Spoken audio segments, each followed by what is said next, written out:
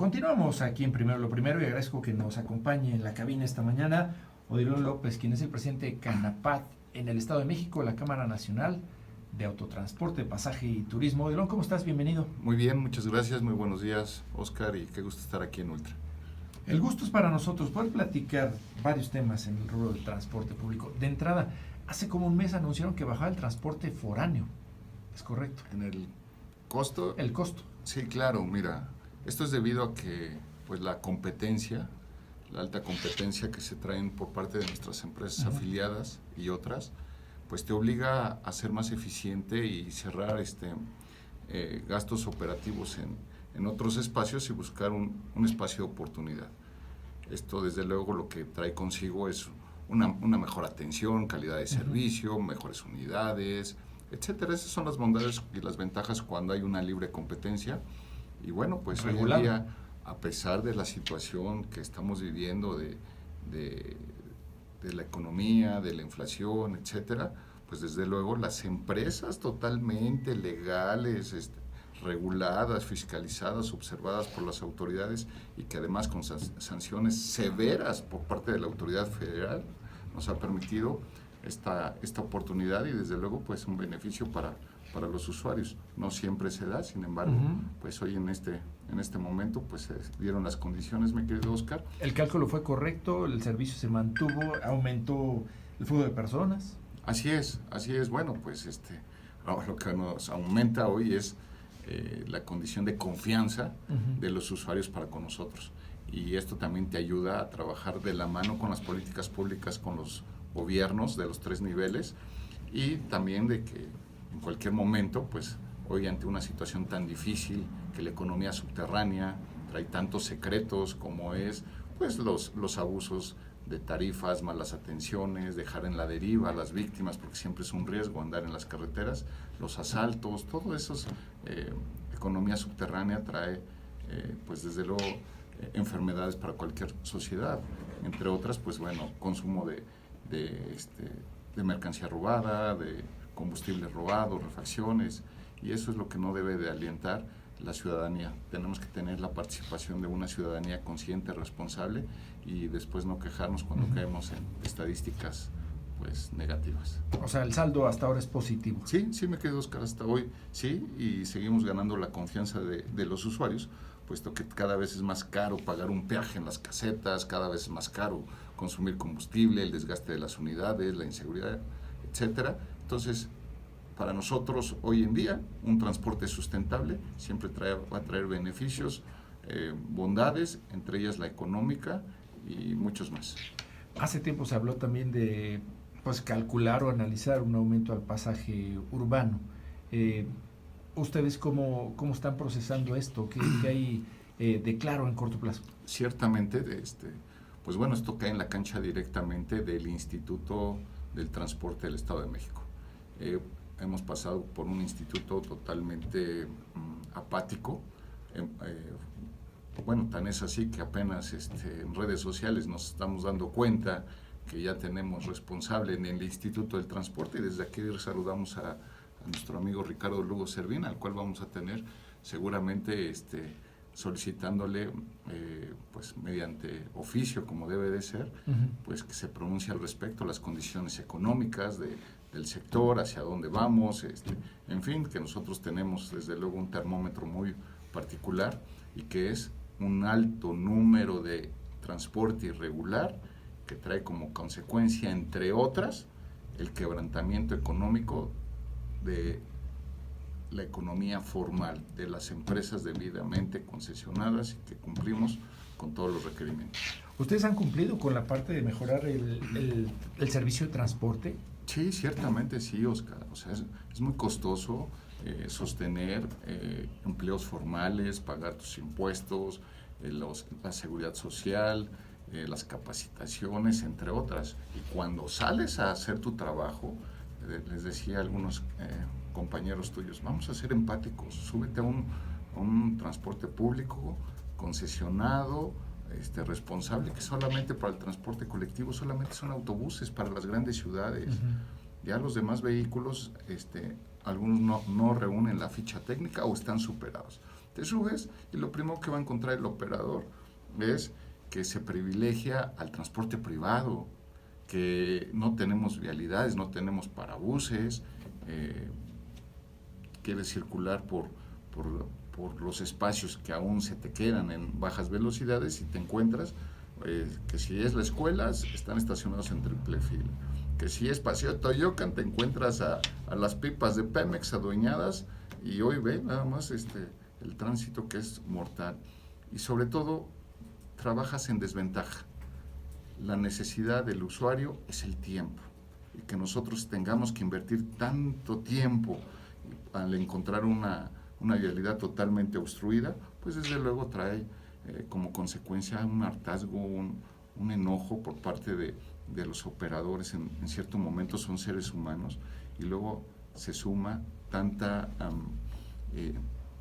digamos, un escenario de anarquía, cuando sabemos que desde el mes de octubre del año pasado no hay sanciones para el transporte que no está cumpliendo con la normatividad, es decir, no hay ningún tipo de sanciones y esto trae como consecuencia anarquía. Siempre que no aplica la autoridad su fuerza legítima, su actividad sancionadora, como es en tránsito, incluso, que se deja, te digo, al arbitrio, lo mismo pasa en el transporte, pues desde luego hemos visto, por decir, en el Valle de Toluca, muchas denuncias de que los autobuses caminan en triple fila, los operadores van pues altas echando velocidades, carreras. echando carreras, en fin, pero esto se debe a una falta de una actividad sancionadora por parte de las autoridades. O sea, la autoridad ha de alguna manera permitido el caos. Relajado. ¿Ha omitido cumplir su deber? Ha relajado. Entonces, pero no es, también quiero decir muy puntualmente, nosotros que estamos inmersos en esto, nos sentamos con las autoridades de movilidad y desde luego también están preocupadas y están conscientes de esto. Esto ha sido un escenario extra toma de decisión del responsable, que es la Secretaría de Movilidad. ¿Qué es lo que pasa, Oscar? Y lo quiero resumir en 3 renglones. Primero, hay una política pública de movilidad importante. Sí, la emite el gobierno del estado, el gobernador, el secretario de movilidad lo tiene que ejecutar y de pronto, cuando digo hay emociones políticas, vemos a diferentes actores de todos los colores políticos, presidentes municipales, legisladores, e inciden en que haya una anarquía sobre ciertos intereses y son los primeros que obstruyen el trabajo de un ejecutivo.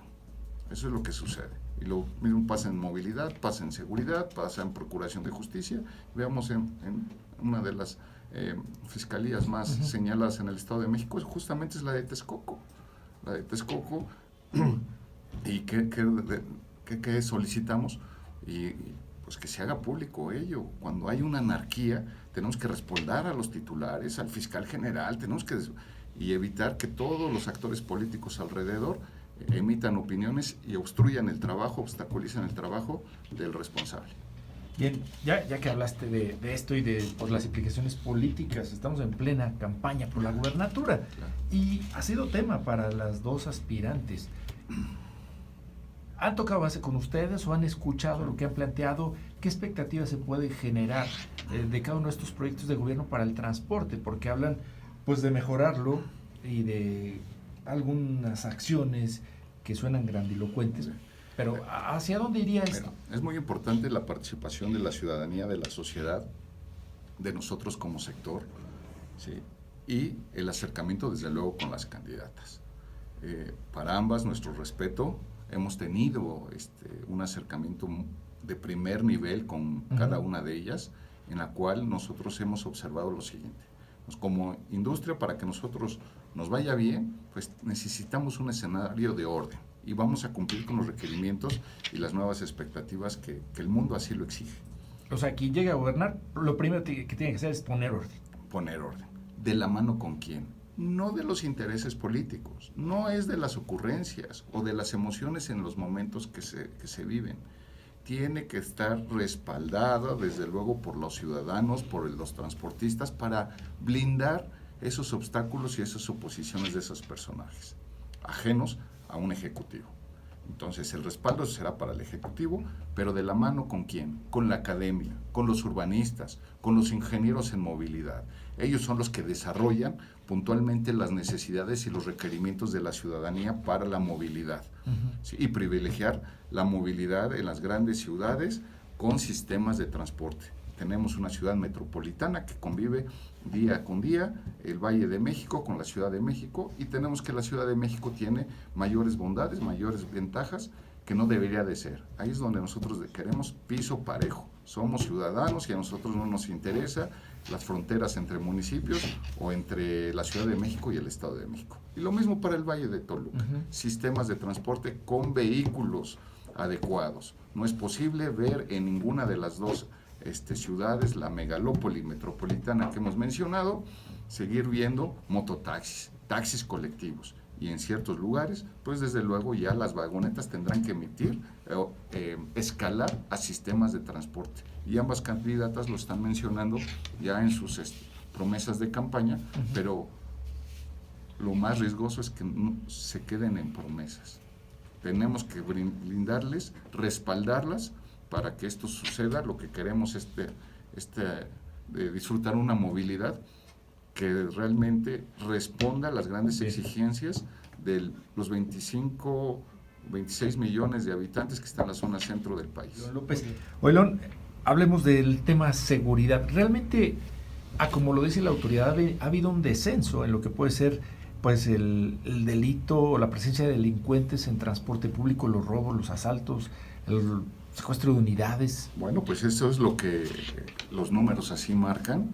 Tuvimos nada menos una reunión la semana pasada hace unos días, presidida por el propio gobernador del estado. Instruyó que se mostraran los números que a nivel nacional presenta el Secretariado de Seguridad Pública, junto con coordinado aquí en el estado, hay una coordinación, y resulta que en efecto así marca las estadísticas. Sin embargo, pueden ser por muchos factores. Unos pudieran ser de que la misma ciudadanía no está haciendo lo que le toca. ¿Será que no están denunciando? Esa sería una gran interrogante. Nuestra experiencia es que en la mayoría de los delitos en robo al transporte, quien está impulsando, a pesar del riesgo y el miedo, la denuncia, son los propios transportistas y los trabajadores de las empresas. Ellos son los primeros, a pesar de que en muchos de los casos no han sido víctimas. Sin embargo, debo de poner sobre la mesa un reconocimiento del cual nuestra experiencia nos ha arrojado el siguiente resultado. En medida que los empresarios trabajemos con las autoridades, nuestras empresas, nuestro gremio será atendido, porque de primera mano nosotros hacemos trabajos de prevención y de reacción. Y sabemos de primera mano en tiempo real y ya sabemos, digamos, los protocolos para en el momento de la denuncia, hablar al 911, hablar con la fiscalía, etcétera, y ahí tenemos los resultados. Hay ciertos lugares que no hemos dejado avanzar a la delincuencia del nombre que le quieran poner.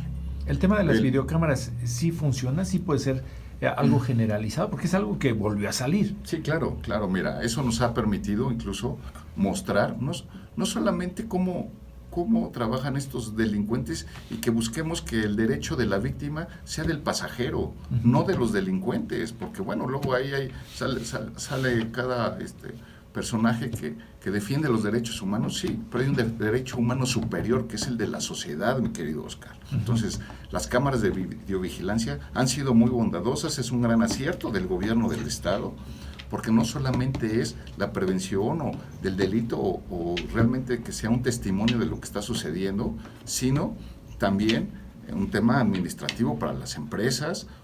Ha sido unas ventajas mayores también para la prestación de servicio. Ha sido una de las acciones de gobierno de más valor que se puede decir, es que ahí puedes evidenciar tus fallas como gobierno del estado, y no es así. Hay fallas, desde luego, y por eso es un problema que está en la mesa. Malo fuera que no se reconociera, y además se está transparentando cuál es la situación, y de esa manera, el analizar y darle su justa dimensión al enfermo, a esta enfermedad, podremos tener, pues digamos, el medicamento, el mejoral, el antídoto para ese daño. Entonces, para nosotros ha sido bondadoso, siempre y cuando esté conectado directamente a la Secretaría de Seguridad, que nuestro reconocimiento especial es lo que quiero concluir con ello, que en medida de que estemos coordinados con una Secretaría de Seguridad y una Fiscalía, podemos conseguir la confianza y a esos delincuentes donde deben de estar, en prisión. Y también bajo estos trabajos tuvimos ya acercamientos para poner la cereza en el pastel con el propio Tribunal Superior de Justicia. Muy bien. Bueno, finalmente me quedan 2 minutitos. ¿Han establecido ya un plan para la reducción de accidentes provocados por niebla, particularmente en el libramiento nororiente, es correcto? Sí, gracias a ustedes hemos conseguido buenos resultados. ¿Por qué gracias a ustedes? Ustedes saben que en nuestras reuniones de CANAPAD, de seguridad con las autoridades, hubo ciertos reclamos, ustedes nos acompañan en todo momento, y de ahí surgió los reclamos. Uno de ellos fue el libramiento bicentenario Lerma, recurrentes hechos de tránsito con muertes de vidas a causa de pastizales, quema de pastizales, la neblina, etcétera. Los concesionarios de las autopistas en este país tienen que asumir su rol y su trabajo. No podemos llegar a las autopistas y estar viendo un letrerito a mano, o simplemente ver cómo pasan las cosas y estar en tu zona de confort. A raíz de ello, empezamos a solicitar por vía con fundamento en derecho a la Secretaría de Movilidad su intervención sobre estas autopistas concesionarias, y ha sido un triunfo del secretario de Movilidad.